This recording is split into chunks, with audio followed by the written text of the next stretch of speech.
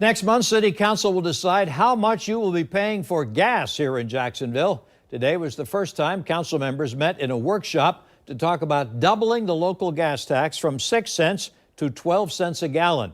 The most controversial part of the proposal is the huge chunk of revenue that would be spent to try to breathe life into the little-used downtown Skyway. News4Jax reporter Jim Piggott asked the head of the JTA some tough questions about all this, and he's joining us live from the Skyway station. Jim. You know, Tom, it all surrounds this. This is legislation that was just filed that, if approved, it could raise that gas tax by 6%, doubling it. Now, I'm here at the La Villa station downtown for the Skyway, and this is one of the biggest controversies because a lot of this money, a good part of it, would go to change this whole Skyway system, and a lot of people are having a problem with that.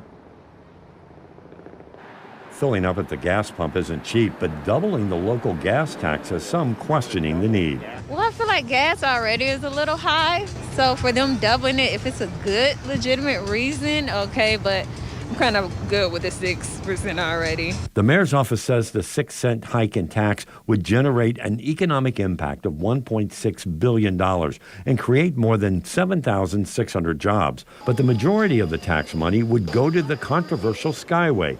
During today's workshop, the City Council was mixed in its response. Some in support, others completely against the project.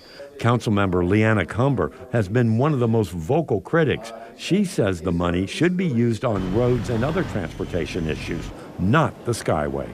It defies logic to me. Why would you not focus on the real issues of the bus system? After the meeting, I put that question to the chairman of the JTA. People in this town hate the Skyway. They want it gone. How are you going to convince them that this tax, and particularly since most of the money from this tax is going to that? You know, as I said before, it's unfortunate in terms of the Skyway's history, and we can't allow it to paint our future. Our future is going to be a connected, autonomous vehicle that operates on electricity. This project is so much more than repurposing the Skyway and downtown transportation.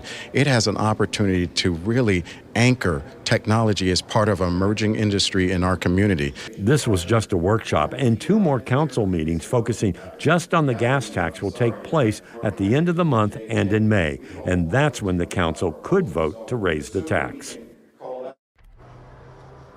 You know, there's something else interesting that was talked about today.